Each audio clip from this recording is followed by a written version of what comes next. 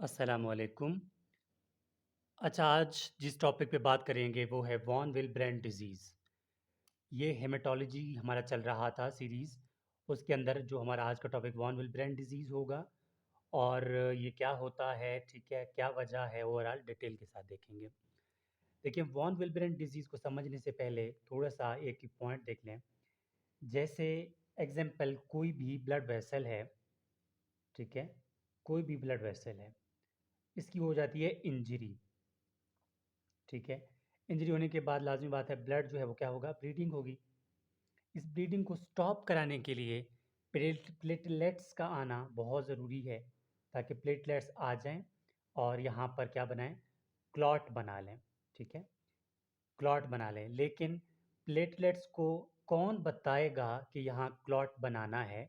यहाँ पर एक फैक्टर होता है जिसको बोलते हैं वॉन विलब्रेंड फैक्टर।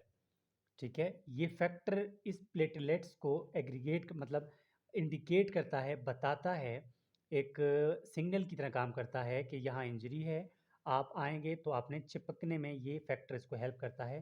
तभी इस फैक्टर के साथ यानी इस फैक्टर की वजह से प्लेटलेट्स जो है यहाँ पर प्लेग जो है वो बनाते हैं। इसका नाम क्या है? वॉन विलब्रेंड फैक्टर है। इस कंडीशन में क्या होगा कि डेफिशिएंसी हो जाएगी इस फैक्टर की।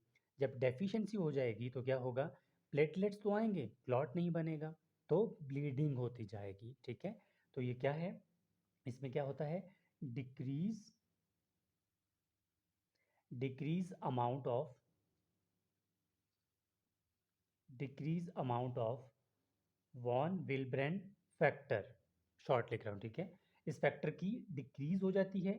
एज अ एज रिजल्ट क्या होगा? प्लेटलेट्स प्लेटलेट्स तो आएंगे, ठीक है, लेकिन but can not make plaque can not make plug. यहाँ पर प्लग्स नहीं बनेगा और एज अ रिजल्ट क्या होगा? फाइनली ब्लीडिंग होगा। तो इस डिजीज़ का नाम क्या है? वॉन विलब्रेंड डिजीज़ है। कि ऐसा कंडीशन जिसमें क्या हो कि वे वॉन विलब्रेंड फैक्टर की डेफिशिएंसी हो, प्लेटलेट्स ठीक हों लेकिन कोई यहाँ पर क्लॉट ना बने और ब्लीडिंग होती रहे, तो इस कंडीशन को नाम नाम कौन सा डिजीज़ है? ये वॉन विलब्रेंड डिजीज़ है। अब इसके अलावा इसके हम क्यों होती है, ठीक है, ये थोड़ा सा देख लेते हैं कि ये जो है डेफिशिएंसी जब हो जाती है कोई भी वजह से, ठीक है, तो अगर ऐसा है क्या, इसको थोड़ा सा डिटेल के साथ देखते हैं। क्लॉटिंग सर्किट, जो कि हमें पता चलता है कि भाई क्लॉटिंग फैक्टर जो है, क्लॉटिंग सर्किट जो है किस तरह काम करती है, ये थोड़ा सा और क्लियर हो जाएगा। ताकि फिर इसको चाहे पहले इसके टाइप कर लेते हैं, बाद में वो कर लेंगे टाइप्स। ठीक है, सबसे पहला है टाइप वन। टाइप वन में क्या होगा कि ये मोस्ट कॉमन टाइप है, ठीक है, most common type. Type one को मोस्ट कॉमन टाइप भी कहते हैं। इसमें क्या होती है कि इसमें क्या होता है? Decrease level of von Willebrand factor. Decrease level of von Willebrand factor क्या होता है? इसकी जो है क्वांटिटी ही डिक्रीज होती है, ठीक है, डिक्रीज है, कम हो जाता है। टाइप टू में क्या होता है, ठीक है, इसका टाइप टू है, तीन टाइप है टोटल। टाइप टू जो है, इसको बोलते हैं ये लेस कॉमन है। एक तो ये लेस कॉमन है, और इसके अलावा इसमें होता क्या है, इसमें क्वालिटी एबनॉर्मेलिटीज हो जाती हैं, ठीक है, क्वालिटी एबनॉर्मेलिटीज। अगर फैक्टर है भी तो उसकी क्वालिटीज वो नहीं है जो जिस तरह काम करता है, ठीक है, तो इसकी फैक्टर क्वालिटीज प्रॉब्लम्स होते हैं, तो वो सही तरह काम नहीं करता। तीसरे में क्या होता है? ये लीस्ट कॉमन है, लीस्ट कॉमन ना होने के बराबर, ठीक है। इसमें क्या होता है? एब्सेंट हो जाता है, ठीक है, टोटली एब्सेंट हो जाता है वॉन विलब्रेन फैक्टर। ये किस कंडीशन में हो जाता है? ये कुछ सवियर डिजीजेस में देखने को मिलता है। ठीक हो गया, ये इसके हो गए टाइप्स। अब हम बात करते हैं क्लॉटिंग फैक्टर्स की कि किस तरह काम करते हैं। फिर आपको इसके लैब्स समझ आएंगे। ये लैब्स हम क्यों करवाते हैं? लैब्स इसलिए करवाते हैं, हम ये सर्किट देखेंगे सही समझ आएगा, ठीक है। सबसे पहले हमारे पास होता है क्लॉटिंग फैक्टर, ठीक है, 12, 12, 12 एक्टिवेट करता है, ठीक है, क्लॉटिंग फैक्टर 11 को। ठीक हो गया, और ये 11 एक्टिवेट करता है क्लॉटिंग फैक्टर 9 को। और 9 जो एक्टिवेट करता है क्लॉटिंग फैक्टर 10 को। लेकिन कहीं ना कहीं इसको थोड़ा इस तरह कर लेते हैं, ठीक है, हाँ इस तरह। यहाँ पर ये क्या है, 10 है ना, क्लॉटिंग फैक्टर 10। अब यहाँ पर क्लॉटिंग फैक्टर 8 होता है, ठीक है, यहाँ पर क्लॉटिंग फैक्टर 8 होता है। ये क्लॉटिंग फैक्टर ए 9 और 10, सॉरी 9 और 8 मिल के एक्टिवेट करते हैं फैक्टर नंबर 10 को, ठीक है। और 10 एक्टिवेट करता है फैक्टर नंबर 2 को, और 2 एक्टिवेट करता है 5 को, 5 एक्टिवेट करता है 1 को, ठीक है। तो इस मेथड यहाँ से, यानी कि ये अगर सर्किट चल रहा हो तो इसको बोलते हैं इंट्रिंसिक फैक्टर। इंट्रिंसिक जो मैकेनिज्म है, इंट्रिंसिक मैकेनिज्म ये होता है क्लॉटिंग फैक्टर का।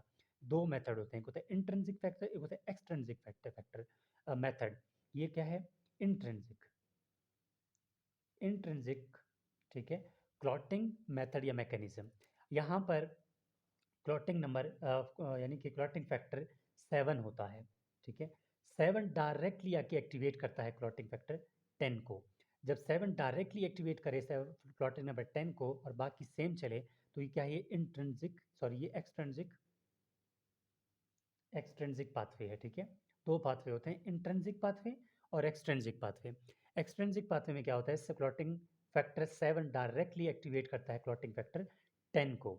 अब इस कंडीशन में क्या होगा, जब हम लैब करवाते हैं ना, लैब में सबसे पहले हम करवाएंगे सीबीसी, ठीक है, सीबीसी यानी टोटल ब्लड काउंट। उसमें प्लेटलेट्स काउंट जो है वो नॉर्मल मिल सकता है। क्यों मिलेगा, क्यों मिलेगा, क्योंकि प्लेटलेट्स तो आ रहे हैं ना, प्लेटलेट्स तो आ रहे हैं, कोई प्रॉब्लम वाली बात नहीं है। तो सीबीसी में प्लेटलेट्स नॉर्मल होंगे, ठीक है, प्लेटलेट नॉर्मल होंगे, एन लिख रहा हूँ, नॉर्मल होंगे। दूसरा, जब हम इन एक्सट्रिंसिक पाथवे का हम लैब करवाएंगे ना, तो इस कंडीशन को बोलते हैं पीटीटी, ठीक है, प्रोथ्रोम्बिन, ठीक है, प्रोथ्रोम्बिन टाइमिंग, इसको बोलते हैं पीटीटी बोलते हैं, ठीक हो गया। अब हम जब इसको करने के बाद, जब पीटीटी करवाएंगे, क्यों करवाएंगे, क्योंकि हमने देखना है एक्सट्रिंसिक पाथवे। एक्सट्रिंसिक पाथवे में पीटीटी नॉर्मल होगा, ठीक है, हम पीटीटी टेस्ट भी करवाएंगे। पीटीटी ये क्या होगा, ये नॉर्मल होगा, ठीक है। नॉर्मल क्यों होगा, क्योंकि यहाँ पर मैं बताता हूँ क्यों नॉर्मल होगा। दूसरा टेस्ट हम करते हैं एपीपीटी, ए, ठीक हो गया, एपीटीटी, ठीक है। इसको बोलते हैं activated partial prothromboplastin clotting time, ठीक है। तो ये एपीटीटी जो है ये डिस्टर्ब होगा। अब ये डिस्टर्ब होगा यानी कि ये ज़्यादा एलिवेटेड होगा। क्यों एलिवेटेड होगा, अब पॉइंट है, क्लॉटिंग नंबर 8 यानी क्लॉटिंग फैक्टर 8 और वॉन विल्बरिंग फैक्टर, ये दोनों जो है ना करण अर्जुन है, यही समझ लें। करण है तो अर्जुन भी है, अर्जुन नहीं है तो करण भी नहीं है। अगर क्लॉटिंग वॉन विल्बरिंग फैक्टर नहीं है तो समझ लें कि फैक्टर नंबर 8 की भी डेफिशिएंसी हो जाएगी, आप यही समझ लें। अगर फैक्टर नंबर 8 की डेफिशिएंसी हो गई तो इंट्रिंसिक पाथवे में क्या होगा कि ये फैक्टर तो डेफिशिएंट है ही है। तो क्लॉटिंग नंबर, ये फैक्टर नंबर 9 ने 10 को एक्टिवेट तो किया, लेकिन जो कंट्रीब्यूशन फैक्टर 8 का था उसने भी 10 को एक्टिवेट करना था, लेकिन वो नहीं कर पा रहा, तो जो डिस्टर्बेंस हो गया, ठीक है, क्योंकि ये फैक्टर नहीं है। मैंने कहा ना ये दोनों करण अर्जुन की तरह काम करते हैं, दोनों एक साथ ही काम करते हैं। जो अब होगा क्या, जब ये नहीं है तो ये भी काम नहीं करेगा। जब क्लॉटिंग फैक्टर 8 नहीं होगा तो 10 की सही तरह एक्टिवेशन नहीं होगी।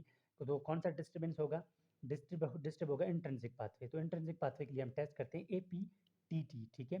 तो एपीटीटी एलिवेटेड मिलेगा, ठीक है, इस कंडीशन में। दूसरा क्या मिलेगा, और पीटीटी ये जो है प्रोलॉन्ग मिलेगा। इसके अलावा जो है एक और टेस्ट करवाएंगे, वॉन विल्बरिंग फैक्टर, ठीक है, इसकी अपनी टेस्ट आती है वो करवाएंगे, वो तो लाजमी बात है एब्सेंट ही होगा, तो नहीं मिलेगा। ये हो गया लैब्स। अब उसके बाद बात करते हैं इसके ट्रीटमेंट की, कि इसकी ट्रीटमेंट जो है वो किस तरह होती है। इसकी ट्रीटमेंट जो है, सबसे पहले हम यहाँ पर देते हैं डिस्मोप्रेसिन। डिस्मोप्रेसिन, डिस्मोप्रेसिन क्या करता है, ये रिलीज करता है वॉन विल्बरिंग फैक्टर को, कहाँ से, ब्लड वेसल्स से। ब्लड वेसल्स के अंदर जो भी कुछ बचा कुचा हुआ है ना, वो इसको निचोड़ के जो है डिस्मोप्रेसिन जो है वो उसके जो है वॉन विल्बरिंग फैक्टर को एक्टिवेट करता है, यहाँ के लाता है ताकि ब्लीडिंग जो है वो हो जाए। नंबर 1 तो ये हो गया। इसको मतलब जो ये अपना ब्लड वेसल्स के एंडोथेलियस है, इसको तोड़ फोड़ के निकाल के जो जितना भी है वो डिस्मोप्रेशन इसको वॉन विल्बरिंग फैक्टर को लाता है, ताकि ये ब्लड को प्लेटलेट्स को हेल्प करके क्लॉट बना ले। दूसरा रिप्लेस करते हैं, या रिप्लेसमेंट ऑफ फैक्टर 8 की, ठीक है। फैक्टर 8 की रिप्लेसमेंट, क्योंकि ये हमने कहा था वॉन विल्बरिंग फैक्टर और 10 और फैक्टर 8 का बहुत अच्छा गहरा दोस्ती है, ठीक है। ये चीज़ें हो गई। लेकिन एक पॉइंट है कि यहाँ पर एस्पिरिन बिल्कुल भी नहीं देना। एस्पिरिन क्यों नहीं देना? क्योंकि एस्पिरिन जो है ब्लड जो थिनर है, ठीक है, ये ब्लड थिनर है। अब जैसे ही ब्लड वैसे भी क्लॉट नहीं हो रहा, तो ब्लड मजीद थिन होगा तो और ब्लीडिंग हो जाएगी, ठीक है। तो एस्पिरिन यहाँ पर कंट्रा इंडिकेशन है, इस बात का याद रखना। टू द पॉइंट सिंपल अगर बात कहूँ तो ये क्या होता है कि इसमें वॉन विल्बरिंग फैक्टर की डेफिशिएंसी हो जाती है, जिसकी वजह से क्लॉटिंग नहीं होता। क्लॉटिंग नहीं होता तो क्यों नहीं, हम टेस्ट करवाते हैं। टेस्ट में इंट्रिंसिक फैक्टर, एक्सट्रिंसिक फैक्टर जो है, पाथवे जो है वो आपको बता दिया, और कौन कौन से लैब्स होंगे ये बता दिया, और ट्रीटमेंट देख लिया। इसके अलावा कोई भी कन्फ्यूजन हो तो आप लोग कमेंट बॉक्स में या व्हाट्सएप के थ्रू मुझसे कॉन्टैक्ट कर सकते हैं। व्हाट्सएप का नंबर ये आपके सामने शेयर कर रहा हूँ। तो प्लीज़ चैनल को सब्सक्राइब करें और आगे शेयर कर लें। Thank you.